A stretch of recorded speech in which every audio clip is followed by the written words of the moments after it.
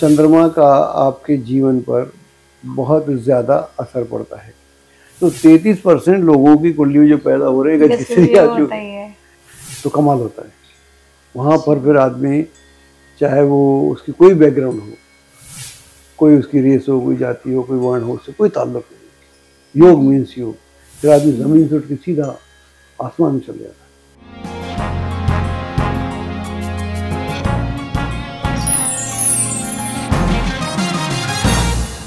नमस्कार, ABC channel के Ajay Bhami podcast में मैं कविता चैतन्य आपका स्वागत करती हूँ। जब किसी व्यक्ति का जन्म होता है तो उस समय गोचर में जो ग्रह स्थिति होती है उसी के अनुसार उसकी कुंडली निर्मित हो जाती है, जो जीवन पर्यंत उस व्यक्ति को संचालित करती है। और जब किसी खास ग्रह की दशा अंतर्दशा चलती है तो वह दशा उस व्यक्ति के अगर जीवन बिखरा हुआ है तो उसको चमत्कारिक तरीके से व्यवस्थित भी कर देती है। और दूसरी ओर किसी ऐसे ग्रह की दशा अंतर्दशा चलती है तो वह उस व्यक्ति के खुशी जीवन को अस्त व्यस्त भी कर सकती है। भामी सर ने आजकल इस बात की मुहिम उठाई हुई है कि जो ग्रहों के बारे में, कुंडली के बारे में जो भ्रांतियां चल रही हैं, डरावा फैला रहे हैं लोग, उनको दूर करने का संकल्प लिया है। और हमें कुंडली ग्रहों के माध्यम से, कुंडली के माध्यम से और इस मीडिया के माध्यम से इसका भ्रांतियां दूर करने का प्रयास कर रहे हैं और काफ़ी हद तक हमें सफलता भी मिल रही है। लोग प्रसन्न हैं और इसको देखकर, इस जो प्रोग्राम चल रहा है इसे देखकर काफ़ी उत्साहित भी हैं और आगे और भी वीडियो के लिए उनके कॉल्स आते रहते हैं। अगर आपने हमारा यह चैनल सब्सक्राइब नहीं किया है तो तुरंत कीजिए, बेल का बटन दबाइए ताकि जल्दी से आपके पास जो भी वीडियो अपलोड हो आपके पास पहुंचे और आप उसका लाभ उठाएं। तो आइए भाभी सर का स्वागत करते हैं। नमस्कार सर। नमस्कार सर, पिछली बार हमने सूर्य के बारे में बात की थी, कुंडली में सूर्य किस तरह से उस विशेष व्यक्ति को प्रभावित करता है, क्योंकि आप हमेशा बात करते हैं कि एक ही ग्रह किसी व्यक्ति के पूरे जीवन को संचालित करता है। आज हम चंद्रमा को लेते हैं। लोग तो राहु, केतु, शनि, मंगल आदि से डरते हैं। मुझे लगता है सबसे ज्यादा मिस्टीरियस तो चंद्रमा ही है, क्योंकि चंद्रमा को समझना बड़ा मुश्किल है और इतने योग बने हुए हैं कि उसको देखकर, जैसे विष योग है, ग्रहण योग बोल देते हैं और पता नहीं क्या क्या योग बनते हैं, तो लोग उनको देखकर ही डर जाते हैं कि कैसे इसको समझा जाए। तो कुछ इस बारे में प्रकाश डालिए। देखिए, जो चंद्रमा है वो उतना ही इम्पोर्टेंट है जितना आपकी लग्न कुंडली जी। कि लग्न कुंडली के साथ में जो पहले भी आप कहीं जाते थे, मैं बात कर रहा हूँ 50 साल पहले, ये कंप्यूटर नहीं था, आप किसी पंडित जी के पास जाइए तो वो आपके लग्न कुंडली बनाते थे और चंद्र कुंडली बना के आपको दिखाते थे, दशा ये है जी। तो इसका मतलब है कि चंद्र कुंडली उतनी ही इम्पोर्टेंट है जितने की लग्न कुंडली। इसका मतलब हुआ कि चंद्रमा जो है, चंद्रमा का आपके जीवन पर बहुत ज़्यादा असर पड़ता है। और चंद्रमा से हम देखते हैं मन। तो ये जो संसार है मन का संसार है, हम मन से चलते हैं। तो चंद्रमा इसलिए कुंडली में उतना ही इम्पोर्टेंट है जितना कि लग्न कुंडली। वैसे भी अगर हम चंद्रमा को देखें तो चंद्रमा से आपके नक्षत्र का पता लगता है। जिस आप नक्षत्र में पैदा होते हैं उससे आपका नामकरण हो जाता है, कौन से पद में पैदा हुए, चरण में पैदा हुए, उसका कौन सा अक्षर है, अक्षर डिसाइड हो जाता है। आपकी दशा महादशा डिसाइड हो जाती है। आपके जो षोडश कर्मा हैं, जो संस्कार होते हैं, उसमें से लगभग 13 तो चंद्रमा पर आधारित हैं और चंद्रमा ही आपका डिसाइड करता है। और चंद्रमा एक तो आपकी कुंडली का चंद्रमा, एक गोचर का चंद्रमा, तो चंद्रमा ही आपको रूल कर रहा है। इसलिए चंद्रमा सबसे ज़्यादा इम्पोर्टेंट है। इसलिए लग्न कुंडली के साथ हमेशा चंद्र कुंडली भी बनती है अनादिकाल से। ये परंपरा आज भी कायम है। से मैंने भृगु संहिता से कुछ लोग देखे थे, तो मैं यहाँ उनको पढ़ती हूँ कि चंद्रमा की शुभता के बारे में उन्होंने लिखा है, पूर्णेन्दुस्तु शुभम प्रोक्तम शुक्ल पक्षे महान शुभ स्वक्षेत्रे वा उच्चोर्गे च चंद्र शुभ फल प्रदा। ज्यादा अच्छी संस्कृत नहीं है। वो कहते हैं कि जब कोशिश कर रही हूँ। चंद्रमा शुभ होता है तो बलवान हो, शुक्ल पक्ष का हो, जी अपनी राशि का हो, उच्च राशि का हो, तो ऐसा चंद्रमा, और फिर ये तो चंद्रमा के सहज गुण हैं, फिर कुंडली में जहाँ विराजमान है अगर वो भी बढ़िया हो तो ऐसा चंद्रमा अकेला ही उस व्यक्ति को जीवन पर्यंत सुख में रखता है, और जब कभी दुख आए, संकट आए, तो उसको झेलने की ताकत भी देता है। मतलब इस श्लोक में एक क्वेश्चन भी उठता है कि शुक्ल पक्ष का चंद्रमा, बलि चंद्रमा, और जब हम बात करते हैं कि समुद्र में ज्वार भाटा की, तो कहते हैं या तो अमावस या पूर्णमासी में ज्वार भाटा बहुत ज़्यादा आता है, चंद्रमा उस पर समुद्र में उफान होता है, तो मानव शरीर भी 70% लगभग उसके जल ही है मानव शरीर में। तो अगर समुद्र प्रभावित हो रहा है तो आम व्यक्ति प्रभावित नहीं होगा?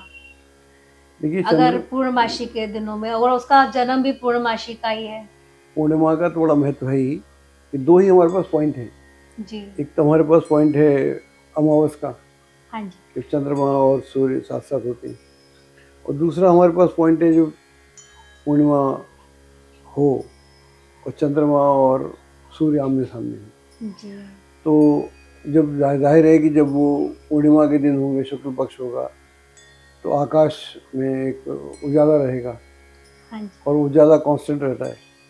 आपको जानकर ताज्जुब होगा जो हमारी जितनी बिजली की लाइट्स हैं, बल्ब्स हैं, ट्यूब लाइट्स हैं, इनका जो उजाला होता है फ्लिकरिंग होता है, उसको कुछ ना कुछ आपको ऊपर नीचे होता रहता है। जी जी। जबकि चंद्रमा का प्रकाश स्थिर होता है, एक सा होता है, पूर्णिमा के दिन में एक सा होता है। जैसे जैसे चंद्रमा बढ़ता जाता है उसका वो जो प्रकाश है ऐसे ऐसे फ्लक्चुएट नहीं होता, इसलिए उसको सौम्यता की बात है। सौम्यता के 1000 पॉइंट हैं, और एक मेन पॉइंट ये भी है कि उसका जो उसका प्रकाश है वो सौम्य है, शांत है और बड़ा रिलैक्सिंग। तो मतलब जो मैं बात कर रही हूँ उसका क्योंकि ऐसे नेचर को मानव अगर जीवन से एक कोई सेकंड, फर्क नहीं है। अगर वो नेचर को इतना प्रभावित कर रहा है हाँ जी, तो जाहिर है कि आपकी जिंदगी को तो करते ही करेगा ना। ऐसे जो ये बात की चंद्रमा की शुभता की, दूसरा श्लोक है, ये है अमावस्या क्षीण चंद्र पाप योगे च दुर्लभ निचस्थो व्यय स्थाने वा चंद्र अशुभ फलदायक। ये उसके पूरा विपरीत है।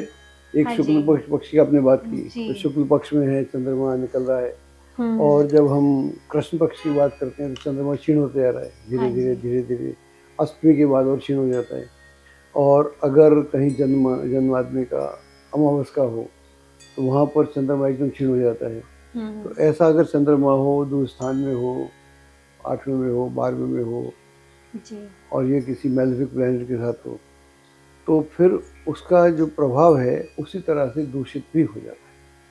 सब अब वही बात आ गई ना, आप अमावस की बात कर रहे हैं, दूषित हो जाता है। पर ऐसे कई विद्वान हैं, महापुरुष हैं जिनका अमावस का जन्म है। मुझे पता है आपका भी अमावस का जन्म है तो फिर उसको कैसे लेंगे एक्चुअली हम? क्या है कि जो हमने किताबों में लिखा, जी। जो भी लिखा गया, अब उसमें बड़ा संकट है। अब ऋषि ने लिखा या बाद में लोगों ने ऐड कर दिया, क्योंकि अब हमको समझना पड़ेगा कि आज हम दूसरी दुनिया में रहते हैं। जी हाँ। जब ये शास्त्र लिखा गया, हम तो हज़ारों साल की बात करते हैं, मान लीजिए 500 साल पहले लिखा गया, 500 साल पहले काफ़ी चेंजेस हुए थे, ऐसा बता रहा हूँ। हाँ तो 500 साल पहले क्या हुआ था कि बिजली नहीं है कहीं पर दुनिया में, बिजली का आविष्कार नहीं हुआ था। अगर आप आज भी ऐसे किसी गांव में जाएं जब बिजली ना हो, तो आपका जो जीवन का संचालन है वो सूर्य से हो रहा है, और सूर्य छुप गया और इधर अमावस के दिन है। जी हाँ। रोज रोज अमावस के दिन शुरू हो रहे हैं, प्रतिपदा से लेकर और अमावस तक। तो आपकी जो रात्रि का जो समय है वो आपकी रात्रि 6 बजे से ही 6-7 बजे से एकदम डार्क डार्क डार्क होता जाता है। जी। तो ऐसी अवस्था में जो आदमी लिख रहा है या सोच रहा है किसी के बारे में, तो क्या सोचेगा वो? उसे सब कुछ अंधेरा ही दिख रहा है, और वो रास्ता नहीं ढूंढ पा रहा। जी हाँ। धागा सुई में डालना तो इम्पॉसिबल है, वो रास्ता खोजने से परेशान है। और उसके बाद जो छोटी सी डिबिया की लाइट है, जो क्या बोलते हैं, लालटेन भी होती लालटेन थी, तो बाद में आई थी। लालटेन तो तब आई जब अंग्रेज लोग आए, उससे पहले लालटेन नहीं थी। उससे पहले तो डिब्बी में या डिबरी टाइप होती थी। तो उस प्रकाश में क्या देखेगा वो? तो जिसका मन इतना अंधकार से पीड़ित हो, तो वो ज्योतिष क्या लिखेगा? वो लिखेगा कि ये अंधकार हो गया, जबकि उल्टा है। ये भौतिक जगत में हो सकता है कि कुछ हद तक ठीक हो, लेकिन जो लोग आध्यात्मिक जगत से जुड़ते हैं और जो लोग पूजा पाठ करते हैं, ध्यान करते हैं, स्मरण करते हैं, मंत्र करते हैं, उनके लिए ये सबसे बेहतरीन समय है। क्योंकि जब चंद्रमा और सूर्य साथ हैं, इसका मतलब है कि चंद्रमा मन है और सूर्य आपकी आत्मा है। तो आत्मा और सूर्य का मिलन हो गया, मन और आत्मा का मिलन। एग्जैक्टली। तो उसका क्या हुआ कि वो जो आपके बाकी के विचार हैं वो छीन भिन्न हो गए। तो आप अगर वहाँ ध्यान में बैठ जाते हैं या फिर मंत्रोच्चार करते हैं, तो बहुत जल्दी आपका ध्यान लगने वाला है। वो एक क्योंकि आदमी बेसिकली अंधकार से घबराता है। ऐसे आज भी कई लोग हैं जो बिना लाइट के सोते नहीं, रात में लाइट जलाना उनको बहुत आवश्यक है। तो जबकि अंधकार जो है या डार्कनेस जो है वो 99.9% है। और जब वो हम उस डार्कनेस को समझ जाते हैं तो हमारा भय खत्म हो जाता है। मैं समझता हूँ जिन लोगों ने लिखा होगा शास्त्र या कुछ चेंजेस भी कर दिए ना, कई बार ऐसा हुआ है कि बड़े ऋषि के नाम पे उसी ग्रंथ में एक श्लोक लिख दो आप, जिनको संस्कृत आती है, आप पीड़ित बन गए हैं, तो आप अपने मन से तो अपने नाम से तो कह सकते नहीं। तो ये भी एक घपला बहुत हुआ है इसमें, ये भी ज्योतिष में घपला हुआ है। हालांकि और भी शास्त्रों में हुआ है। बड़ा मुश्किल हो जाता है कि ये उनका ओरिजिनल है कि ओरिजिनल नहीं है। ऐसा पोइट्री में भी हुआ है कि उनका श्लोक है। कबीर के दोहों के साथ ऐसा हुआ है, कबीर का दोहा है कि नहीं दोहा है। आपने एक दोहा अपने हिसाब से लिख दिया, कबीर के दोहे अलग हैं, वो बड़े अलग तरह से हैं, लेकिन उसमें कई जो एड ऑन हुए वो ऐसा हुआ। ऐसे ही हमारे शास्त्र के साथ हुआ है। हम उसको क्या मानते हैं, हम उसको दैविक वचन मान लेते हैं, वैसा ही बोल देते हैं। तो अगर आपका अमावस का जन्म है तो चंद्रमा जो है, चंद्रमा का जो महत्व है दो ही स्थिति में है, या तो पूर्णिमा में है या अमावस में है। हमारे सारे त्योहार अमावस के हैं। राम भी अमावस के दिन वापस आते हैं। हम बोलते हैं आज सोमवती अमावस्या है या भौमवती अमावस्या है। आप सोमवती अमावस्या तो बहुत ही एग्जैक्टली, तो शुद्ध अमावस्या इतनी शुद्ध है और उससे पैदा होने वाला आदमी निकृष्ट किस्म है। मतलब किसी स्थिति में तो अगर ऐसे श्लोक में लिखा है, कोई स्थिति तो होगी ना कि जिसमें इसके अशुभ परिणाम भी मिलते हो। अशुभ परिणाम जैसे मान लो चंद्रमा क्षीण होगा और चंद्रमा एफ्लिक्टेड होगा, क्षीण होने से नहीं है। लग्न में वीक हो तो, लग्न में वीक हो, चंद्रमा वीक हो या एफ्लिक्शन में हो, शनि के साथ हो, राहु के साथ हो, अलग सी स्थिति है। और उस पर कोई कंट्रोल ना हो, उसकी स्थिति दयनीय हो, छठे भाव में हो, अष्टम भाव में हो, कुंडली में मतलब बिखरा हुआ हो, तो वहाँ पर जो इमोशनल क्वोशेंट है, जो इमोशनल इक्विलिब्रियम है, जो मानसिक संतुलन है आदमी का, वो कई बार डगमगाया जाता है। तो घबराहट की स्थिति में अगर कोई घबराहट की सीन आ जाए तो फिर उसको वो आसानी से झेल नहीं पाता। ये असर तो देखने में आता है। और दूसरा, हो सकता है उसकी माता से बहुत बेहतरीन संबंध हो, बहुत बढ़िया संबंध हो, लेकिन माता का स्वास्थ्य खराब हो सकता है, माता को और कोई दिक्कत हो सकती है। तो इस तरह के गुण अवगुण वहाँ देखने को हमको अवश्य मिलते हैं। लेकिन ग्रह जो स्थिति है, वो स्थिति तो आपकी है ना, उसको आप बेहतर कैसे कर सकते हैं? हम समझते हैं उसको मंत्र से बेहतर कर सकते हैं, ध्यान से बेहतर कर सकते हैं, अंडरस्टैंडिंग से बेहतर कर सकते हैं। जब मेरी कुंडली में आपने बोला, मेरी कुंडली में अमावस है, तो मैं योग करता हूँ, मैं ध्यान करता हूँ, मैं मेडिटेशन करता हूँ, तो मैं बड़ा खुश होता हूँ। और जो अमावस के दिन होते हैं मेरे लिए सबसे बेहतरीन दिन होते हैं, मेरे क्रिएशन के दिन होते हैं। अब मैं कैसे बोलूँ, मैं साक्षात ही बैठा हूँ आपके सामने। उस समय अपने अंदर अपने आप खुद को पहचान रहे होते हैं। खुद को जानने की बात है, मन और आत्मा का। हाँ, खुद को जानना है। कि एक मुझे शेर भी याद आ गया, शेर तो नहीं, कविता का वो है, मुक्तब टाइप है। हम ही नहीं मिलते अपने से आजकल, हम ही नहीं मिलते अपने से आजकल, एक मुद्दत हुई है खुद से चर्चा किए हुए। क्या बात। तो हम कहाँ मिलते हैं अपने से? तो अपने को ढूंढना पड़ेगा ना।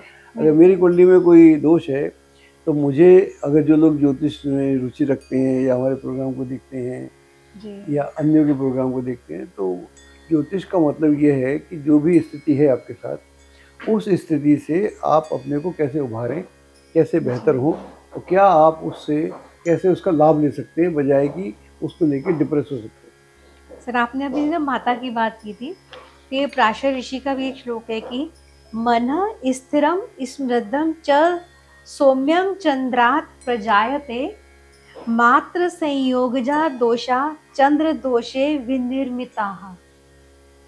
ठीक बात है। तो मात्र को जो चंद्रमा का जो असर है वो माँ पर है बेसिकली, जी। मात्र कारक है ना चंद्रमा। हाँ जी। तो जाहिर है कि जब चंद्रमा अच्छा होगा तो माँ के साथ संबंध तो अलग है, स्वास्थ्य अलग है। संबंध तो आदमी के अच्छे हो सकते हैं।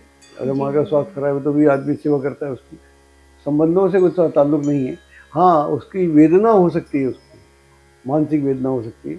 जैसे मेरी माँ को भी थोड़ी प्रॉब्लम थी हेल्थ की, तो मुझे वेदना रहती थी कि मेरे संबंध तो बेहतरीन थे, मेरे जैसे माँ से संबंध थे ऐसे संबंध में किसी और से बना ही नहीं पाए, पूरी जिंदगी में बन ही नहीं पाए मेरे।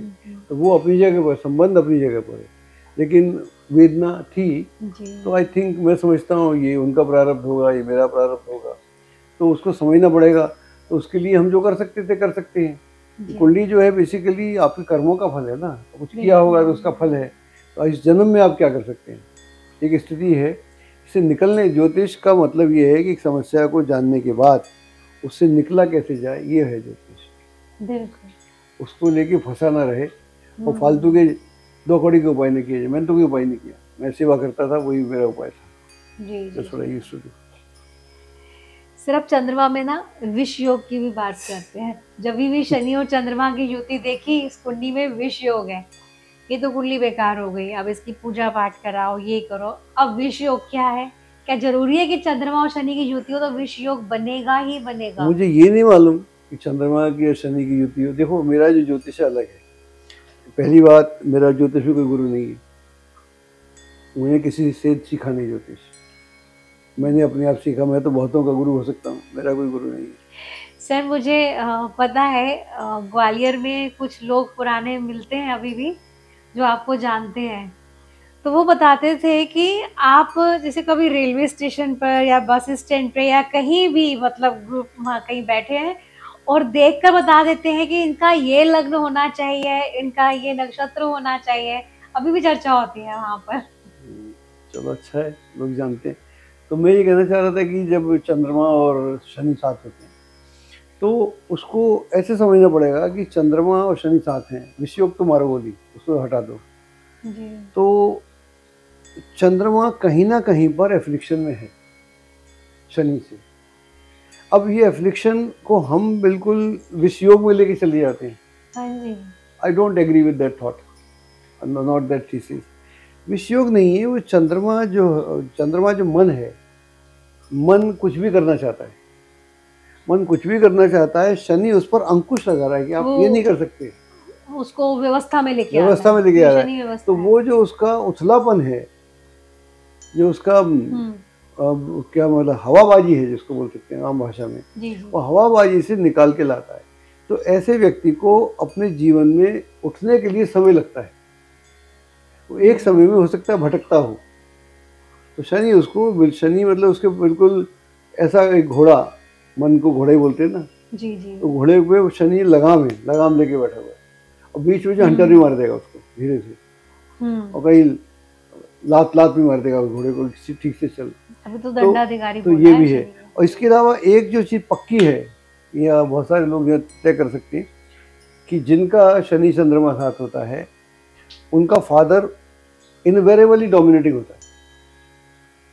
चंद्रमा से बात तो माँ की हो रही है और ये फादर कैसे? हाँ, ये खास बात है, ये हमारे अनुभव की बात है। हमारे अनुभव की बात है, तो ये लिखा नहीं हुआ शास्त्रों में, लेकिन इनवेरेबली उनका जो फादर है डोमिनेटिंग होता है। और ये जितने आप योग बता रहे हैं उल्टे पुल्टे, सब मेरी कुंडली में सब मेरी कुंडली में शनि चंद्रमा भी साथ। जी हाँ। ओके, और तो शनि चंद्रमा भी साथ हो गए, इसका विष योग हो गया। हाँ, मैंने बोला मेरी माँ के स्वास्थ्य की स्थिति थी, वो ठीक है, अपनी जगह वो ठीक है। लेकिन हाँ, मेरा संघर्ष भी रहा। जी। संघर्ष रहा, फिर उस संघर्ष से आप निकल कर आते हैं। मेरे फादर जैसे डोमिनेटिंग थे, तो आई थिंक ये बातें तो मिल जाती हैं, लेकिन डोमिनेटिंग का मतलब ये है कि डिसिप्लिन वाला आदमी होता है, उसको डोमिनेटिंग बोलते हैं। जी, जी। इसको हम डोमिनेटिंग बोल रहे हैं, उनका अपना डिसिप्लिन है। और जब चंद्रमा और ये क्या नाम है, ये दोनों साथ होंगे, चंद्रमा और शनि, तो ऐसे व्यक्ति का फादर, लड़का हो या लड़की, वो अपना डोमिनेंस चाहेगा, अपना सिस्टम करना चाहेगा अपने घर में। और अगर मान लो उसकी माँ नहीं मानती, तो लड़का या लड़की खुद नहीं मानते, तो वो उनके ऊपर डिसिप्लिन लाद देगा, समझाएगा नहीं। तो ये एक स्थिति तो देखने को मिलती है, ये मैंने हज़ारों कुंडलियों में देखा, मेरे अनुभव की बात है। मैं पूछता हूँ कि आपके फादर वे डोमिनेटिंग वाले? हाँ जी, वो डोमिनेटिंग। तो वो ऐसा आदमी, वो चंद्रमा जो है तो उसके साथ, लेकिन वो फादर से डोमिनेट करा रहा है, माँ तो इन्वॉल्व है। जी। शनि की जो माँ थी, अगर शनि को लें, जी, जी। वो तो शनि के साथ बिल्कुल जुड़ी हुई थी ना। छाया। वो शनि की गलती हो या सही हो, हालांकि शनि गलती नहीं करता, तो शनि के साथ थी। तो यहाँ पर भी आपकी माँ तो आपके साथ हो जाती है, लेकिन शायद फादर एक अलग तरह का डिसिप्लिन चाहता है। वो शायद ये समझता हो कि माँ के बेटे को बिगाड़ना थी, उसकी सोच अलग हो सकती है। ऐसा नहीं कि वो डंडा लेके बड़ा हुआ है, तो वो एक अपने तरह का अनुशासन चाहता है घर में, फादर। तो इसलिए आपने बोला ज्योतिष यही ज्योतिष गहरा हो जाता है। इसलिए 99 रुपए में ज्योतिष ही सीख सकते हैं, ना कुंडली का अध्ययन हो सकता है। कि मामला क्या हुआ कि मामला तो चंद्रमा तो मन का है, माँ का है। यहाँ डोमिनेटिंग फादर कैसे हो गया? क्योंकि वहाँ डोमिनेट करेगा कौन? जिस घर में बच्चा है, माँ है, वो दोनों माँ बेटा तो जुड़ गए, माँ बेटी जुड़ गए। अब उनको अनुशासन में कौन लाएगा? वो दोनों तो एक ही रास्ते में जा रहे हैं। फादर जो डोमिनेटिंग फिगर, फादर नहीं होगा दादा होगा। अच्छा। दादा नहीं होगा तो कोई और होगा, जो घर में मामा काका जिसका भी रूल चलता हो, वो आकर वहाँ पर चाहे 4 दिन को आए साल में, सबको सेट करके जाएगा। ऐसा तो देखा है, इसलिए ज्योतिष कठिन हो जाता है। सर, जैसे हमने अभी शनि चंद्रमा की बात की, इसको विष योग का नाम दिया हुआ है, तो लोग बहुत उपाय करवाते हैं ना, इसके उस पर कि योग बनना है, आप ये उपाय कराओ, ये पूजा कराओ, ये कराओ। आप तो इन चीज़ों पे बिलीव नहीं करते, तो आप क्या फिर सजेस्ट करते हैं कि ऐसे व्यक्ति को किस तरह से अपने आप को संचालित करे कि इस योग से वो काफ़ी हद तक निकल पाए? नहीं, जिसका योग हो, मान लो किसी कुंडली में योग है, उसकी माँ भी सुन रही होगी, उनको फादर भी सुन रहा होगा, तो उनको समझना पड़ेगा कि ये जो व्यक्ति है, ये बच्चा जो है, ये अपने मन की करना चाहेगा, जबकि इसको हर बात अपने मन की नहीं करना चाहिए। इसको बात वो करना चाहिए जो सिस्टम की बात हो, जो करेक्ट बात हो, तो उसको धीरे धीरे उसको लाना पड़ेगा। ये एक उपाय अगर लगातार होता रहे, उसके एजुकेशन पे ध्यान दो, उसके स्पोर्ट्स पे ध्यान दो, उसकी रिक्रिएटिंग एक्टिविटी पे ध्यान दो, उसके जो मेडिटेशन करता है उस पर ध्यान दो, वो मंत्रों के साथ कैसा करता है, उसको सभ्यता सिखाओ, कल्चर सिखाओ, सिस्टम सिखाओ। जो तो ये सारी चीज़ें सिखाओगे तो ऑटोमेटिकली वो बहुत जल्दी वहाँ आ जाएगा। तो मेरे को ये बात समझ में आई शुरू में, तो एकदम परिवर्तन हो गया, एक ही दिन में हो गया था। उसमें किसी उपाय नहीं किया मैंने, कोई मैं बहुत ज़्यादा उपाय में बिलीव करता भी नहीं। हाँ, उपाय होते हैं, लेकिन हर उपाय लगेगा ऐसा नहीं मानता। तो मैंने कोई उपाय नहीं किया, मेरे को समझ में आ गया कि मेरे को एक सिस्टम मेरा जो है वो गड़बड़ है।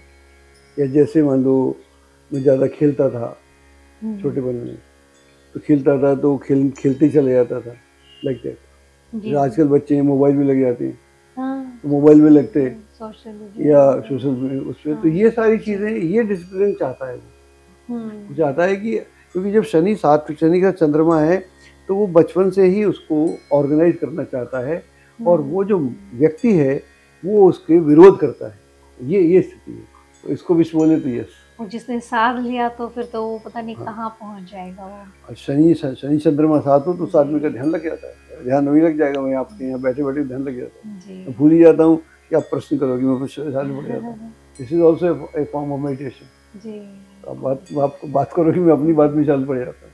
अब अगर अच्छे योग की बात कर लेते हैं, गजकेसरी योग की, कि गुरु और चंद्रमा की युति हो तो गजकेसरी योग होता है, दृष्टि संबंध हो तो भी। अब क्या गजकेसरी योग के हमेशा शुभ परिणाम है या इसमें भी कुछ झोल है? देखो, अगर हम एक महीने की कुंडली लें 30 दिन की, हाँ जी, तो 30 दिन में क्या होगा? हाँ, कितनी बार? 4 बार। 30 दिन में हाँ, 4 बार 3 दिन तो बनेगा ही गज केसरी योग, नहीं 2.5 नहीं, दिन। हाँ जी, 30 दिन में तो बहुत अच्छा बनेगा। 30 दिन में, जी, 30 दिन में 2.5 दिन बनेगा, तो हाँ जी, कितने दिन हो गए? 2.5 5 10 दिन, या तो 7 होगा कॉट, हाँ जी, हाँ जी, हाँ जी, या दृष्टि संबंध तो होगा। 10 दिन बनेगा ना। हाँ जी, तो कितना हो गया? ये तो कम बहुत से कम सारा हो 30% से ज़्यादा हो गया गया। हाँ जी, है। जी, 30% हो ही गया, 30 से ऊपर जी, होगा जी, 33%। तो 33% लोगों की कुंडली में जो पैदा हो रहे हैं गज किसी केसरी योग आदमी होता को, ही है। तो इसका मतलब फिर आदमी ढीला क्यों चला रहा है? स्ट्रगल क्यों कर रहा है? हर आदमी की, हमारे यहाँ इस देश में आदमी की इनकम 1000 से ऊपर क्यों नहीं है? पर मेन गज केसरी योग युति को माना जाता है, ये शुद्ध तो सारी है योग ना, है। सारी है। अगर अच्छा, आपके आमने सामने का तो भी तो भी गज केसरी है, सप्तक होगा तो भी। दोनों साथ में तब भी होगा, हाँ जी, चतुर्थ में होगा तो भी होगा, चंद्रमा से गुरु चतुर्थ में होगा, तभी भी होगा। क्यों नहीं होगा? अच्छा, केंद्र में भी होगा, आप जी, आमने जी, सामने भी होगा, इसलिए 10 दिन बोले मैंने। जी, जी, तो जी, महीने में हुआ, लेकिन वो गजकेसरी देखना पड़ेगा है क्या। जी, और गजकेसरी की जो डेफिनेशन है उसका हम ध्यान नहीं देते। एक तो गुरु मुक्त होना चाहिए, गुरु एफ्लिक्शन में नहीं होना चाहिए। गुरु, अच्छा जी, गुरु मान लो खुद ही एफ्लिक्शन में हो, गुरु खुद ही वीक हो, तो गजकेसरी योग खत्म हो गया मेरे हिसाब से। तो इतना सा रह गया। चंद्रमा एफ्लिक्शन में हो, चंद्रमा एफ्लिक्शन में हो, उनकी डिग्री मैच ना करती हो। मान लीजिए जी, कि चंद्रमा तो 2 डिग्री का हो और गुरु 28 डिग्री का हो, ये तो बहुत ही दूर हो गया। दूर हो गया ना। जी, तो ये जो सारी स्थितियां हैं, तो यहाँ योग कहाँ बना? दिखने को तो बना, ये बना नहीं। कई लोग तो पता नहीं कितने प्रकार के गज केसरी योग बोलते हैं। 100 से ऊपर गज केसरी योग बोल रहे हैं, कितने प्रकार वो के ज्योतिष होते का हैं। मजाक बनाते हैं, उन्हें ज्योतिष थोड़ी आता, ज्योतिष नहीं आता। जो ज्योतिष का मजाक बना रहे हैं वो लोग ज्यादा हैं, उनकी उनकी ताकत ज्यादा है। आजकल यही हो हम गया। जैसे लोग बहुत कम है जो सीधी सीधी बात करते हैं, क्योंकि हमारे लिए, हम ज्योतिष की सेवा में हैं। जी, हम ज्योतिष से सेवा नहीं कर रहे। हम चाहते नहीं कि ज्योतिष हमारी सेवा करे, हम ज्योतिष की सेवा करें। उनके लिए ज्योतिष धंधा का विषय है, बिजनेस का विषय। हमारे बिजनेस नहीं, हमारे लिए ये एक शायद, अगर एक ही लालच है कि अच्छा ज्योतिष करके अगर हमारी मुक्ति हो सके, जी, तो ये एक तो लालच तो है, और तो कोई लालच नहीं है। सर ये तो बहुत बड़ी सेवा है ज्योतिष बस की। यही एक ही लालच है, और ज्योतिष का इतने साल हो गए, उत्थान हो, तब शुरू दिन से यही करते आ रहे हैं। एक शुद्ध ज्योतिष सबके सामने आए। लेकिन अगर जब गजकेसरी योग होता है तो कमाल होता है। वहाँ पर फिर आदमी, चाहे वो उसकी कोई बैकग्राउंड हो, कोई उसकी रेस हो, कोई जाति हो, कोई वर्ण हो, उससे कोई ताल्लुक नहीं। योग मीन्स योग। फिर आदमी ज़मीन से उठ के सीधा आसमान में चले जाता है। ये भी योग का फल देगा। लेकिन होना चाहिए, होना चाहिए, कहाँ होना चाहिए ये भी देखने वाली बात है। केंद्र में हो रहा है, वो नवम से कनेक्ट हो रहा है, या वो छठे घर से बन रहा है, या 12वें घर में बन रहा है, जी, जी, जी, 8वें घर में बन रहा है, तो उसकी तीसरे घर में बन रहा है, तो उसकी स्थिति खत्म हो जाती है। तो गजकेसरी योग होने के बाद भी उसका भी ज़्यादा महत्व नहीं रहता। लेकिन एक बात है, उसको हो सकता है आदमी को धन ना कमा पाए, उसका नाम ना हो पाए, लेकिन गजकेसरी योग कैसा भी किसी भी हो, तो वो उसका जो लेवल है अंडरस्टैंडिंग का और लोगों से डेफिनेटली आप होता है। अच्छा, हाँ, वो किसी भी समय स्थिति में हो, चाहे वो 12वें घर में हो, चाहे वो छठे घर में हो, उसको हो सकता है आर्थिक लाभ ना होते हो, लेकिन बौद्धिक लाभ और मानसिक लाभों से अवश्य होता है। ये भी देखने में आता है कि वहाँ वो आदमी बात करते हुए, चाहे वो आपका नौकरी क्यों ना हो, उसकी बात करने के अंदाज में फ़र्क पड़ जाएगा कि ये आदमी अच्छा, उसको लालच नहीं होगा, जी, वो आपके यहाँ चोरी चकारी नहीं करेगा, मैंने धोखाधड़ी जितना नहीं करेगा। अनुभव लिया है सर, ऐसे तो लोग मुझे संस्कारी दिखते हैं। हाँ, संस्कार, इसलिए वहाँ ये बात तो देखने को मिल जाएगी। अब वो उस योग से उसको धन नहीं मिला जी हाँ, या एजुकेशन नहीं मिली, ये पॉसिबिलिटी है, लेकिन उसका इसके बाद भी जो आत्मिक स्तर है या इवॉल्व है आदमी, जी हाँ, वो अच्छे किसी ब्राह्मण से ज़्यादा ब्राह्मण, ऐसा मैं कहता हूँ। उसको देखने से हमको ऐसा लगता है कि ये आदमी संस्कारी है, ये इसके अंदर बेसिक नॉलेज जो है वो है। इतना असर तो डेफिनेटली। और हम क्या करते हैं, हम हर आदमी को या तो अरबपति बना देते हैं, करोड़पति बना देते हैं, या उसको निकृष्ट बोल देती है। छप्पर भी फाड़ देते हैं सर। हाँ, छप्पर फाड़ने वाले बहुत, छप्पर फट गया, छप्पर फट गया या जमीन धंस गई उल्टे में क्या होगा, जमीन धंस जाएगी। जी ये ज्योतिष नहीं है ना, ये ज्योतिष की डायलॉग भी नहीं है। जी ये ज्योतिष बड़ी सभ्य, ज्योतिष उस आदमी को नहीं करना चाहिए, इसकी भाषा नहीं है, जी भाषा नहीं है, संस्कृत नहीं है, संस्कृति नहीं है, उस जी, आदमी को बिल्कुल सर। ज्योतिष नहीं करना चाहिए। जी जी हाँ, उसको ज्योतिष करने के लिए हम बोलते हैं पंडित की बात नहीं करते, पांडित्य की बात करते हैं। हाँ जी। तो पांडित्य वो होता है जो किसी के पास भी हो सकता है, उसके लिए वर्ण की आवश्यकता नहीं है, हम्म, जाति की आवश्यकता नहीं है। तो जिसका पांडित्य है वो पंडित है। बिल्कुल। सर अब किसी कुंडली में मान लो बहुत राजयोग बने हुए हैं, योग कारक ग्रह बहुत अच्छी स्थिति में है, लग्निश अच्छी स्थिति में है, परंतु चंद्रमा फ्री है, मतलब केंद्रुम योग में है, तो यहाँ क्या वो उस कुंडली के जो योग है उसको काफी हद तक कम कर देगा, या मतलब नॉर्मल ऐसा कुछ फर्क नहीं पड़ेगा? नहीं, बहुत फर्क पड़ेगा। अब चंद्रमा जो है, दो ग्रह हैं जिनको एक दूसरे का सहारा चाहिए, चंद्रमा और गुरु, अच्छा, दोनों का सहारा चाहिए। जी जी। गुरु अगर अकेला उच्च का भी है कर्क लगन में, हाँ जी। मान लीजिए उच्च का है और उसे आसपास कोई दिखता नहीं है, तो वो गुरु बहुत साधारण गुरु, अच्छा आदमी होगा लेकिन वो अच्छा होगा, बस उसका आउटपुट बड़ा कम होगा, उसका लाभ नहीं उठा पाएगा। तो गुरु क्या हुआ, गुरु के पास में शिष्य चाहिए या उसके पास में राजा चाहिए, राजा भी शिष्य होता है। तो गुरु किसको किसको बोलेगा? आप गुरु है मान लीजिए, आपके पास ना आता है ना जाता है, कोई आपसे पूछता नहीं है। हाँ, आप ध्यान तो कर सकती हो, ध्यान कर सकती हो, परमात्मा के साथ जुड़ सकती हो, लेकिन उसका भौतिक लाभ आपको नहीं होगा। भौतिक लाभ कब होगा? जब आपके शिष्यगण हो, तो दूसरे ग्रह जुड़ना चाहिए गुरु से। अकेला गुरु दौकड़ी का होता है, मेरी अंडरस्टैंडिंग। सेम वे में चंद्रमा अकेला हो, चंद्रमा को सपोर्ट चाहिए, मन को सपोर्ट चाहिए, मन फ्री हो जाएगा। और केमद्रुम में तो पूरा फ्री हो जाता है। अगर आपकी कुंडली में केमद्रुम योग है, जिनकी में है, तो उनके विचारों में ऑसिलेशन बहुत होता है, पेंडुलम की तरह चलती है।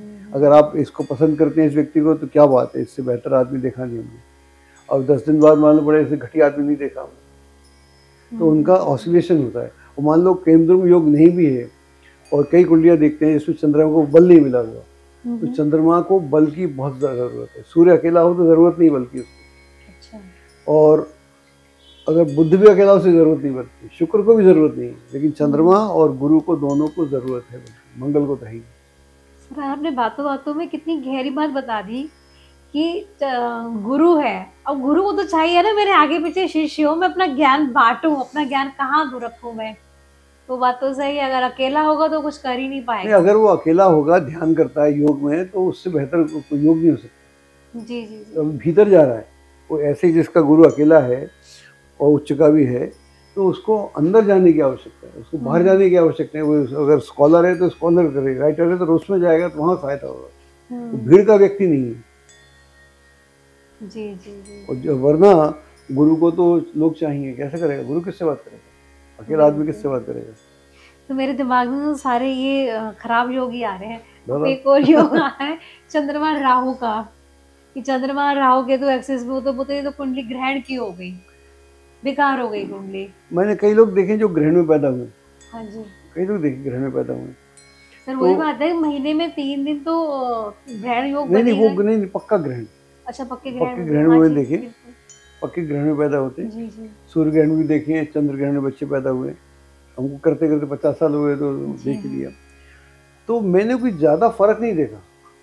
कई जगह तो हम बचपन में थे जब ज्योतिष कर रहे थे, अगर सूर्य ग्रहण है तो दाग पड़ जाएगा, एक आध जगह देखा भी तो निशान पड़ जाता था। पुराने जो हाँ, दाग पड़ जाता है, सर में दाग पड़ जाएगा, कोई बड़ा सा ग्रहण का योग है, हाथ में पैर में, तो हर जगह नहीं देखा। मैं तो जाता था हॉस्पिटल देखने ना, जब सूर्य ग्रहण पड़ा था 80 का, 1980 में हुआ था 16 फरवरी को, जिसमें पार्लियामेंट बंद हो गई थी, अगर आपको याद हो इतिहास में। तो उसके बाद मैं वो मैटरनिटी हॉस्पिटल में गया था, वो सरकारी में, जितने बच्चे पैदा हुए थे उनको देखा था मैंने। जितने 10, 20, 25, 50 बच्चे हमारे शहर में पैदा हुए थे, उन सबका देखा मैंने कि इसके अंग में क्या हुआ है। अच्छा। कोई दाग पड़ा है, कोई ये कुछ नहीं था। वो सबसे गहरा वो था तो सूर्य मेरे ग्रहण। मासी है, उन्होंने बाद में बताया था कि उन्होंने ग्रहण के दिन मशीन चला ली थी, तो जब उनका बेबी हुआ, बेटा हुआ, तो उसके हाथ पैर बहुत वीक थे, हाथ बहुत वीक थे। तो क्या ये ऐसा है या मतलब एक वो है कि नहीं, आई थिंक ये नेचुरली कुछ बिलीफ अंदर है, कोई ये बिलीफ है, विकृति थी? इससे हमको निकलना पड़ेगा। देखिए कुछ चीज़ें तो हैं जो नहीं करना चाहिए, ये बहुत सटल लेवल पर कार्य होता है, सटल लेवल की बातें हैं ये। क्योंकि सूर्य ग्रहण मानो है या चंद्र ग्रहण है, तो वो टाइम जो है ध्यान का टाइम है, मेडिटेशन का टाइम है, पूजा पाठ का टाइम है। जी जी जी। हालांकि मंदिरों में तो नहीं होती, लेकिन आपके व्यक्तिगत लिए अगर जो आदमी पूजा पाठ करता है, कोई ध्यान करता है, तो उसके लिए ये बहुत ही उत्तम समय है, तो ऐसा कर सके तो। क्योंकि साइंस तो ये बोलती है ना कि उसमें कुछ ऐसे रासायनिक कुछ वो किरणें होती है कि वो नुकसान देती हैं। साइंस ऐसा नहीं बोलती, लेकिन वो सूक्ष्म स्तर पे उसका असर है। अच्छा। ऐसे ऐसे ऐसे नहीं है, ऐसे नहीं है। तो उस तरह से हमने नहीं देखा। हाँ, और दूसरा क्या है कि ग्रहण की बात है, अभी अभी डोनाल्ड ट्रंप बने हैं, इनकी कुंडली में सूर्य जो है 10वें भाव में है और ग्रहण के दिन पैदा हुए थे। अब बताइए दूसरी बार बन गए। अब ग्रहण से आप ये कह सकते हैं कि आदमी एग्रेसिव है, ये अपने मन का राजा है, वो आप कह सकते हैं। वैसे भी सिंह लगन का आदमी लग्न में मंगल है, ऐसे होगा। ग्रहण भी है, तो एक फैक्टर को देख के सारी बातें बोलना बड़ा मुश्किल काम हो जाता है, मेरे लिए बड़ा मुश्किल हो जाता है। लोग तो बोल देते हैं। बिल्कुल सर, यही तो बात समझ में आ रही है। खाली एक चीज देखकर, ग्रहण योग देखा, विष योग देख के खाली कुंडली को खराब बोल के वो तो ठीक नहीं ना। और बाकी ग्रह भी तो रिस्पॉन्सिबल है उस कुंडली को बेहतर बनाने में। दूसरा क्या है कि आपने बोला कि महीने में 3 बार होता है, 4 बार होता है। जी जी। वो जो चंद्रमा के साथ राहु के साथ, चंद्रमा राहु के साथ हो, एक ही बार होगा महीने में, 2 बार होगा, एक ही बार होगा, महीने में एक ही बार होगा, वही 2.5-3 दिन। उसमें देखना पड़ेगा डिग्री क्या है उसकी, डिग्री कितना है, डिग्री कितना एंगल है। तो थोड़ा बहुत प्रभाव तो आएगा, ऐसा नहीं कि नहीं आएगा, लेकिन एकदम वो उसका वो कोई योग गलत हो, क्या बोला, क्या नाम बताया, मैं तो पढ़ता भी नहीं वैसे योग शुरू में पढ़े थे, ग्रहण योग बोल देते, मैं तो शुरू में पढ़ता था। मैं तो जब इन बच्चों को देखा 80 में, मेरे को याद है 16 फरवरी 80 को भारत की पार्लियामेंट बंद हो गई थी ग्रहण को देख के। एकदम कोई चलता, दिल्ली में कोई नहीं चलता था, दिल्ली नहीं रहते, आप रिकॉर्ड देख लीजिएगा। तब जाके बच्चे पैदा हुए, हमारा शौक था ज्योतिष कर रहे थे, देखा तो हमने तो ऐसा कुछ नहीं पता, नॉर्मली थे। उसके बाद फिर उनको देखा 20-25 साल तक, बहुत सारे बच्चे इंजीनियर हो गए, डॉक्टर हो गए। तो हम हर बात को एक जगह कर दें, बड़ा मुश्किल हो जाता है। किसी का प्रारब्ध का लेना देना हो और उस अभिशाप के साथ वो ग्रहण में पैदा हुआ हो जी, तब यस, तो देखेगा कौन उसका प्रारब्ध क्या था, पूर्व जन्म में उसने क्या किया था। अगर वो कोई पकड़ सके ज्योतिषी, अब फिर वो ग्रहण में पैदा हो जाए, यस, फिर उसके जीवन में बहुत सारे कष्ट होंगे। सर हम जो ग्रहण योग की बात कर रहे हैं या विष योग की बात कर रहे हैं, पहले विष योग को लेते हैं हम, जो हमने बीच पहले कर लिया चंद्रमा शनि का। अगर चंद्रमा और शनि केंद्र और त्रिकोण के स्वामी होकर राजयोग बना रहे हैं, तब तो अच्छे हो गए ना वो। ऑफ कोर्स, वो अलग बात है कि शनि का नेचर है, एक पाप ग्रह का नेचर है, वो नेचर तो अपना देगा ही, शनि चंद्रमा को बैलेंस करेगा ही करेगा अपने तरीके से। और अगर अब ये राहु चंद्रमा की बात कर रहे हैं, तो फिर लघु पराशरी का एक श्लोक है कि राहु अगर केंद्रेश के साथ त्रिकोण में हो या त्रिकोणेश के साथ केंद्र में हो तो योग कारक हो जाता है। लोग इतना ज्योतिष कहाँ पढ़ते हैं, वो तो देखते हैं, हो गया हो गया। ज्योतिष बड़ा अफसोस की बात है कि हर बात का धंधा हो गया, हर बात के उपाय हो गए, ना तो था ना कोई उपाय हुआ। अब ये था ही नहीं, आपने उपाय करा लिया, आप सोच रहे उपाय करके मैं अच्छा हो गया, था ही नहीं कुछ भैया। हाँ, था तो नहीं, बस उसको मन इतना वो हो गया कि हाँ मैंने उपाय कर लिया, कोरोना था ही नहीं, आपको इंजेक्शन लगा दिया खाम ट्रीटमेंट करा दिया, इस तरह का हो गया। बिल्कुल ऐसा ही। आपको कैटरेक्ट है नहीं, आपने ऑपरेशन करा दिया, वैसा है। फिर कुंडली में चंद्रमा अलग अलग भाव में, 12 भाव में हो तो क्या फल देगा, इसके बारे में भी बताइए। देखिए, अगर चंद्रमा पावरफुल है, अनएफ्लिक्टेड है, तो फिर चंद्रमा बहुत मान लो पहले भाव में है, लग्न में है, तो वो चंद्रमा आदमी को पूरा विचारवान बना देता है, योग्य बना देता है, स्मार्ट बना देता है, एक्टिव बना देता है, गुड लिसनर बना देता है, गुड ऑडिटर बना देता है। वो जिस भी क्षेत्र में जाता है उसकी जो मेमोरी होती है बहुत अच्छी होती है, याददाश्त बहुत अच्छी होती है। वो चीज़ों को चुटकी मारते समझ लेता है, उसको ऐसा नहीं कर, ज़्यादा समझाने की जरूरत नहीं पड़ती। तो वहाँ पर वो औरों के मन को जान लेता है और अपने मन को भी जानता है, उस हिसाब से वो करता है। और फिर वो जिस भी माहौल में होता है उस माहौल को बहुत आगे तक लेके जाता है, और उसको इस बात का अभिमान भी नहीं होता कि मैं क्या कर रहा हूँ। उसके कहीं ना कहीं मन में सेवा भाव होता है और उसको बहुत प्रेम से वो करता भी है। तो अपने व्यक्तित्व को उठाता है, और अगर अच्छा है तो फिर वो औरों को साथ भी मदद करता है, चाहे परिवार के लोग हों चाहे उसके मित्रगण हों। दूर दूर तक जाके जो लोग उसका काम करते हैं, मान लो एम्प्लॉयर है तो अपने वर्कर के साथ उसका अच्छा व्यवहार रहेगा, उनके साथ अंडरस्टैंडिंग रहेगी। अगर खराब होगा तो फिर उसका मन दूषित भी हो सकता है, वो डिप्रेशन में जा सकता है, उसको प्रॉब्लम्स हो सकती हैं, उसको वहम भी हो सकता है कि मैं बहुत बीमार हूँ, मेरी हेल्थ ठीक नहीं है। ये आदमी बोलते हैं ना मेरी हेल्थ का मुश्किल ही बना रहता है। और कई बार ऐसे लोगों के साथ मिसहैप भी हो जाता है, अगर गलत ग्रह के साथ हो, एफ्लिक्शन में हो, तो कई बार डॉक्टर गलत मिल जाता है, कई बार कोई मिसहैप हो जाता है बचपन में, कोई इस तरह का कह नहीं सकते, वो ऐसा कुछ हो जाता है। तो वो भी एक उनके ड्रॉबैक होता है। बचपन काफ़ी ख़राब हो जाता है, तो बचपन में चीज़ें अच्छी नहीं होती, दुर्भाग्य हो सकता है, कंसंट्रेशन नहीं रहती, एकाग्रता नहीं रहती बच्चों की पढ़ाई। कई बार ऐसे लोगों के साथ रेप की घटना भी देखने को होती है। तो इस तरह का भी है, ऐसा नहीं कि जैसा बिल्कुल ही ज़िंदगी किसी की भी शुद्ध हो, ऐसा होता नहीं। द्वितीय भाव में हो तो अगर अच्छा है तो कोई दिक्कत ही नहीं है। चंद्रमा का संबंध धन से है, तो धन का फ्लो बना रहता है, इनकम की कमी नहीं होती। और चूँकि सेकंड भाव जो है अर्निंग का भाव है, तो रोज़ रोज़ पैसा आता है। तो चंद्रमा जो है, जैसे बोलते हैं कि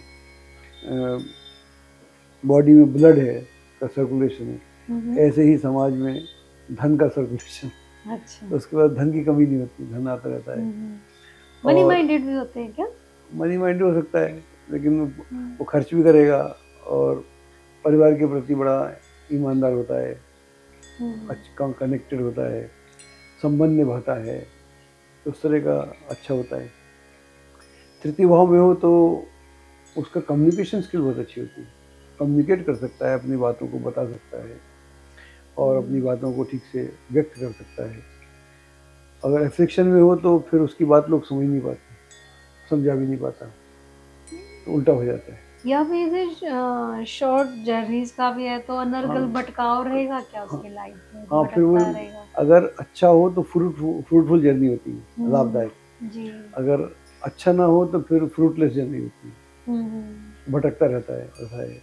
चतुर्थ हो तो चंद्रमा का घर ही है, तो फिर माँ के साथ भी हो गया। अगर कालपुरुष कुंडली है तो बात ही उससे देखें तो बहुत शुभ हो गया, तो कनेक्शन माँ से भी हो गया, परिवार से भी हो गया, धन संपत्ति भी हो गई।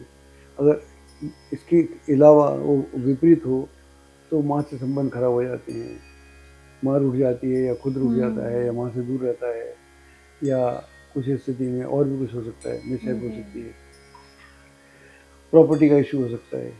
पंचम में हो तो क्रिएशन उसका बहुत अच्छा होता है, बच्चे भी हों, बेटा हो बेटी हो दोनों, तो वो भी उसका बड़ा ध्यान रखते हैं, उनसे उनका कनेक्शन होता है और क्रिएटिव कामों में लगा रहता है, रिसर्च में, स्कॉलरशिप में, इसमें उसमें।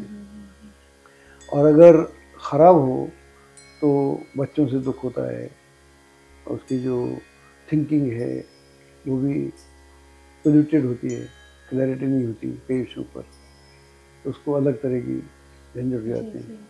अगर 6th हाउस में हो, छठे में हो तो अच्छा हो, तो फिर वो ऋण आदि से मुक्त रहता है, बीमारी से मुक्त रहता है। पर छठे भाव में कहते हैं सर कोई भी ग्रह हो अपनी नेचर के अकॉर्डिंग कुछ ना कुछ तो स्वास्थ्य समस्या देता ही, ऐसा थोड़ा बहुत देता है, लेकिन मैंने बोला ना स्वस्थ रहता है। इसका मतलब ये है कि वो योगा करेगा, डाइट को प्रबंध करेगा, अपना जिम में जाएगा, इसलिए स्वस्थ अच्छा हो। अच्छे की बात कर रहा हूँ। जी। अच्छा होगा तो सारे गुण आ जाएंगे। ऋण नहीं लेगा, ऋण लेने से बिदकेगा, भागेगा कि यार देना पड़ेगा, तो उसका अच्छे की बात करता हूँ। और अगर नेगेटिव होगा तो जाहिर है कि बीमार रहेगा, कोर्ट केसेस हो जाएंगे, कोर्ट केसेस में होगा, ऋण देना पड़ेगा और कुछ ना कुछ लगा रहेगा जीवन में। ये भी एक मुश्किल वाली बात है। सप्तम में होगा, चंद्रमा होगा, अच्छा होगा तो पति पत्नी जो भी है बहुत अच्छे मिलेंगे, उनसे रिलेशनशिप बहुत बढ़िया होंगे। और शुद्ध वातावरण का व्यक्ति होगा या महिला होगी। और इसके अलावा अगर नेगेटिव होगा तो अशुद्ध वातावरण हो जाएगा, पति पत्नी के साथ संबंध खराब हो जाएंगे, मल्टीपल रिलेशन भी हो सकते हैं, तो ऐसा भी हो सकता है।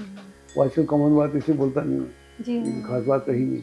एक ज़माना था बड़ी कॉमन, आजकल एक बहुत कॉमन सी बात नहीं रही। ये बच्चे कोविड में पढ़ रहे हैं, सब कुछ इस तरह का वो रहा नहीं कुछ, और ज़्यादा इसका महत्व भी नहीं है। जी हाँ, जब तक आप जीवन में उतर नहीं रहे तो कोई महत्व नहीं है इसका। समय के साथ चीज़ें बदल जाती हैं। ज्योतिष का पहला सूत्र ही है ना, देश काल और परिस्थिति। अगर मैं 200 साल पहले करता ज्योतिष तो कुछ और बोलता, आज ये बोलता हूँ। जो लोग 100 साल बाद करेंगे पता नहीं क्या बोलेंगे, वो कुछ और ही बोलेंगे। मून पे जाकर रिलेशन होगा आपका। आपने बोला तो था जब इंसान मून में चला जाएगा तो हम अभी मून को बेस बना रहे हैं, वो पृथ्वी को बेस बनाएंगे। हो सकता है ऐसा भी। पृथ्वी ग्रह हो जाएगा ना फिर। अष्टम में डिपेंड करता है, अगर अच्छा है तो खराब नहीं करता। अच्छा, हाँ, अच्छा है तो खराब नहीं करता। और अगर मान लो धनु लग्न है, अपनी राशि का खराब हो गया तो खराब नहीं करता। ऐसे ही अगर ऐसे लोग रिसर्चर भी हो सकते हैं। हाँ, हो सकते हैं, ऑफिसर भी हो सकते हैं, वहाँ खराब नहीं करता। हर जगह खराब नहीं करता। अगर कहीं उसको बल मिल जाए गुरु का या किसी और का तो कोई दिक्कत नहीं होती, शुभ ग्रह का। अगर ऐसा ना हो तो फिर मुश्किल हो जाती है। फिर स्वास्थ्य के इशू हो सकते हैं, बाकी मेंटल इशू हो सकते हैं। 9th में हो तो आदमी भाग्यशाली होता है, भाग्य उसका साथ देता है। एफ्लिक्शन में हो तो प्रॉब्लम होती है। तो एफ्लिक्शन में हो तो फिर वो उसके फादर को बड़ा प्रॉब्लम से गुजरना होता है, उल्टा है। 9th में हो तो उसके फादर के जीवन में काफ़ी अप्स एंड डाउन रहते हैं, उल्टा है। वैसे मातृकारक है, लेकिन फादर घर में बदल जाता है। 10th में हो तो अच्छा हो तो कोई दिक्कत ही नहीं है, नौकरियाँ बदलता रहता है और हर बदली नौकरी में बेहतर होता है, पब्लिक डीलिंग भी रहती है, वो अच्छा होता है। और अगर नेगेटिव हो तो ऑफिसर से, वो एम्प्लॉय से, बॉसेस से, मैनेजर से प्रॉब्लम रहती है। 11th में लाभ देता है, लेकिन हर जगह लाभ नहीं देता, अधिकतर लाभ देता है। कहीं पर अकारक भी हो जाता है। देखना पड़ेगा कि अकारक कहाँ है, अकारक कहाँ है, बहुत सारा मामला है। जी हाँ, तो एक एपिसोड में नहीं कवर कर सकते। बिल्कुल सही। तो वहाँ अच्छे रिजल्ट देता है। 12वें में हो तो बुरा कहते हैं किसी भी स्थिति में, लेकिन अगर वो कंट्रोल्ड हो तो अच्छा होता है। तो 12वें में अगर वो हो, गुरु के साथ हो या गुरु उसको दिखता हो या और किसी शुभ ग्रह का प्रभाव हो तो फिर वो खराब नहीं होता। अगर फिर वो जेमिनी का सूत्र लगाएं उस हिसाब से, अगर वो आत्मकारक हो जाए, अमात्यकारक हो जाए तो खराब नहीं होता। तो बहुत सारी चीज़ें हैं, बिल्कुल देख के नहीं बोला जाता, लेकिन जनरल जो रिजल्ट थे वो मैंने आपको बताने की चेष्टा। खराब हो तो फिर बीमार भी रहता है, अस्पताल भी जाता है, कोर्ट केसेस भी होते हैं, प्रॉब्लम होती है। लेकिन चंद्रमा को अच्छा करने का सबसे बेहतरीन तरीका है कि थोड़ा विचार करना चाहिए। मैंने भी यही पूछना था कि हमने हाउसेस की बात की तो आपने बोला कि अगर चंद्रमा दूषित है, डिप्रेशन रहेगा, डिसीजन नहीं ले पाएगा। तो ऐसे व्यक्ति इस तरह से रहे तो खुद समझ सकते हैं कि हमारा चंद्रमा कहीं ना कहीं डिस्टर्ब है। तो खुद अपने आप कैसे उपाय कर सकते हैं? अपने उपाय कि हम जितना मन को साधना होता है जी। मन ऐसे ही भागता रहता है, अच्छा चंद्रमा तो भी भागता है, नेगेटिव तो भी भागता है। जो मन भाग रहा है उसको समझना पड़ेगा। और जब हमारे जीवन में फोकस आ जाता है, हम फोकस है किसी पॉइंट पर, जी, चंद्रमा अच्छा हो तो फोकस बहुत अच्छा रहता है, आदमी को फोकस हो जाता है और कोई दिखता नहीं उसे। फोकस हो जाए, सिस्टमेटिक हो जाए, ऑर्डरली हो जाए, अनुशासित हो जाए, अनुशासित होने की बात का कोशिश करे, जिस कार्य को होने में दिक्कत आती है उस पर और अभ्यास करे, कहते नहीं है करत करत अभ्यास की जड़ीमती होत सुजान, जी जिम रसरी आवत जात पर सिल पर पड़त निशान। तो फिर वो अपने मन को साधने के लिए practice makes him man perfect. तो मैं समझता हूँ ये सबसे बेहतर उपाय है। बाकी तो आप मोती भी पहन सकते हैं, ये भी कर सकते हैं, और चंद्रमा की मंत्र भी कर सकते हैं, मंडे का उपवास भी कर सकते हैं। ये सारी चीज़ें मन को साधने में उपवास कर सकते हैं, ये सारी चीज़ें भी की जा सकती हैं। लेकिन अपने साथ में थोड़ा डिसिप्लिन लाना पड़ेगा, फोकस होना पड़ेगा, ऑर्गेनाइज होना पड़ेगा, और उन लोगों से अवश्य कटना पड़ेगा जो आपके लिए व्यवधान क्रिएट करते हैं या बाधक हैं। वो अपने को समझना पड़ेगा। और आजकल हर आदमी समझता है, अगर आप पूरे 20 घंटे मोबाइल पर रहेंगे तो आपकी जो लोग वो लगा के घूमते हैं ना, क्या बोलते हैं, ईयरफोन, तो उनके पागल होने में ज़्यादा देर नहीं है, ये साइंस बोलती है। हाँ, क्योंकि अगर कान में के ऊपर लगता है तो सारा ब्रेन पे जो है उसके सेल मरना शुरू हो जाते हैं अंदर। तो उन लोगों के लिए एक राय है कि भाई आधा 1 घंटा कभी कभी लगा दिया तो ठीक है। अगर आप 10 घंटे रोज लगा रहे हैं, 5 घंटे लगा रहे हैं, तो याद रखिएगा 10-15 साल में आपके ब्रेन में कुछ होने वाला है। साइंस बोलती है, मैं नहीं बोलता। सर बहुत समय लिया आपका, पर अभी भी एक योग रह गया, अभी मुझे याद आया, चंद्र मंगल योग। इसका भी जिक्र होता रहता है। हाँ, चंद्र मंगल योग जो है कि अगर अच्छा हो तो बहुत अच्छा होता है जी, खराब हो तो उल्टा हो जाता है, डिपेंड करता है। धन योग है चंद्र मंगल, धन योग है, धन योग है, ये बहुत अच्छा योग है, क्योंकि चंद्रमा मन है और मंगल फोर्स है, तो दोनों मिल गए तो कमाल हो गया। और वहीं चंद्रमा दूषित है या मंगल दूषित है तो वहीं आदमी क्रिमिनल भी हो जाएगा जी। जो लोग क्रिमिनल होते हैं, क्रिमिनल कहाँ से होते हैं, ऐसे तो हो जाते हैं, टेररिस्ट आदमी हो जाता है या चोर हो जाता है, मर्डर हो जाता है, तो वहाँ योग गड़बड़ हो जाती है। सर आपने बहुत अच्छी जानकारी दी चंद्रमा के बारे में, तो लोगों को डरने की बिल्कुल ज़रूरत नहीं है। किसी कुंडली में विष योग देखा या ग्रहण योग देखा, साथ में उनका रिलेशन भी देखना पड़ेगा कि किन भाव के होकर और कहाँ वो संबंध बना रहे हैं। जहाँ हम विष योग की बात कर रहे हैं या ग्रहण की बात कर रहे हैं, तो सर ने बताया वो तो राजयोग भी हो सकते हैं। तो आज बहुत अच्छी जानकारी मिली, इसी तरह से चर्चा को आगे भी बढ़ाते रहेंगे। सर आपका बहुत बहुत धन्यवाद। आपका भी धन्यवाद, thank you very much. Astrology की सटीक जानकारी के लिए विश्वविख्यात एस्ट्रोलॉजर अजय भांबी के YouTube चैनल ABC चैनल को सब्सक्राइब, लाइक और शेयर करें। लेटेस्ट अपडेट के लिए बेल के बटन पर जरूर क्लिक करें।